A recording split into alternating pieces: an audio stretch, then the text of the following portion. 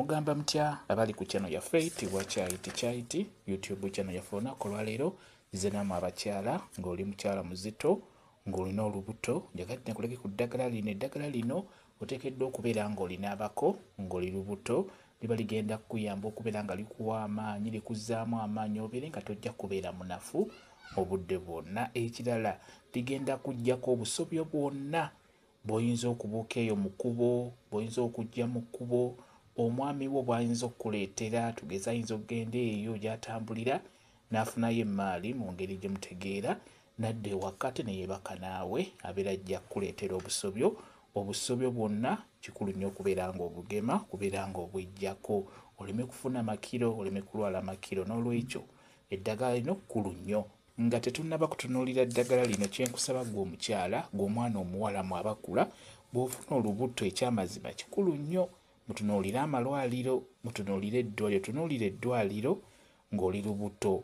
Obulwadde bwonna obukulumba mu mubiri gwo ky'owulira kyonna ekyenjawulo mu mubiri gwo ddukirawo mu ddwaliro eryo era eddwaliro eryo erikola ku nsonga z'abakyala ab'embuto. Malwaliro ago amanene naddala ga gavumenti agali mu bitundu byammwe eby'enjawulo ensonga eyo ey'abakyala b'embuto babikolako nnyo. Mubaamu abasawo abakola ku nsonga ezo n'amalwaliro amalala kasa gabanga manene nga gakola ku nsonga ezo ez'abakyala abali embuto. Kikulu mutunuulire amalwaliro. Ekirala abakyala mbagamba nnyo bw'obeera olubuto kola exercise ekyamazima kola emirimu toweenafuya. Bw'oneenafuya ne mukuzaala ojja kunafuwa ekyo nkubuulira. Subira mukimanyi mu abakyala abasawo b'ennaku zino tebaagala kumanya olwegiraagiramu nti simanyi ka puresa kali waggulu simanyi tasobola kusindika bajja kusalirawo sinaki nti biyinza okuvamu ebitali birungi. N'olwekyo mukole exercise. Bw'ofuna olubuto bw'oba obadde olina emirimu gy'okola nga mitono gyongereko bwongezi. Okutambula okwo kukulu nnyo. Buli kawungezi bw'okomawo ku mulimu tambuza ku bigere ku kyalo okola exercise eyo. N'olwekyo njagadde nsooke n'ebyo mbibabuulira abakyala b'embuto exercise nkulu nnyo naddala eyo ey'emirimu ejja bayamba bulungi nnyo okubeera ng'ojja kusumuluka bulungi nnyo. Kakati nkusaba ofune endagala ezengedde ezo. Endagala ezo nnungi nnyo okubeera ng'ozinabako gwe omukyala w'olubuto ziteeke mu bbaafu. Nkusaba ofune eryo baliyita kiralankuba mu kulinaaba tuliyita kiralankuba naye nga lirina erinnya eddala osobola oddiyita ekigango naye wano mu kulinaaba gwe omukyala w'olubuto tujja ddiyita kiralankuba. Kiralankuba oyo toteekamu bikoola bya nsobi, teekamu ebikoola 2 oba ebikoola 4 byoba oteeka mu bbaafu omwo. Nkusaba ofune kayongo ne kayongo oyo mulungi nnyo gwe omukyala w'olubuto okubeera ng'omunaabako agenda kuggyako obusobyo bwonna omwami ono bw'ayinza okukuleetera oba bw'oyinza okujja eyo gy'otambulira gwe kennyini beera ng'onaaba kayongo naye kayongo mugattemu mu ddagala eryo mu bbaafu. Nkusaba ofune n'ensogasoga nnungi nnyo ku gwe omukyala w'olubuto naye ejja kuggyako ebyo ebitali birungi. N'ensogasoga giteekemu ewa omubiri amaanyi ng'obadde oginaabyeko gwe omukyala w'olubuto. Teekamu ebikoola by'osobodde okufuna oba ofunye ensogasoga nnene oba ntono ekola kyekimu terina buzibu.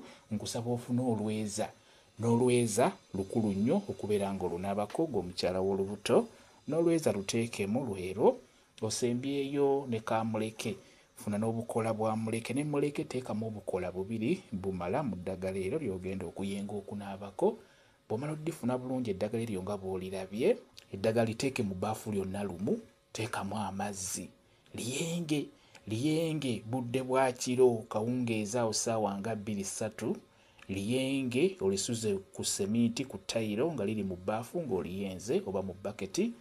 Ku makya keera ku makya nnyo ssaawa 12:30 ssaawa 1 ssaawa 2 weeyire eddagala eryo beera ng'olinaabako linaabe nga linnyogoga bulungi ligenda kuyamba naddala ggwe afuna obunafu beera ng'onaaba ku ddagala ligenda kuba likuzzaawo bulungi nnyo. Mu budde obulala tekirina buzibu osobola oddinaabiramu naye lijja kukolera nnyo ku nsonga y'amaanyi ng'olinaabye ku budde obw'okumakya osobole okusiiba obulungi mukitegedde. N'olwekyo lyeyire beera ng'olyeyiira buli w'olifuna beera ng'olinaabako okitegedde. Njagadde mbeere nga ndibalaga mulinoonye mubeere nga mulinaabako. Ekyamazima g'omukyala w'olubuto kikulu nnyo kutunulira nnyo eddagala eryo eryaffe beera ng'olitunulira obeere ng'olinaabako kambayo whatsapp namba yange osobola okumbuuza nja kwongera okunyonyola ku vidiyo eno. Whatsapp namba yange eri 07778734 yeeyo whatsapp namba yange. Mwebale kubeera ku channel yaffe eyitibwa Kyayiti Kyayiti YouTube channel yaffe. Kyembasaba mugende mu maaso n'ogyegattako mubeere bulungi. Mweraba.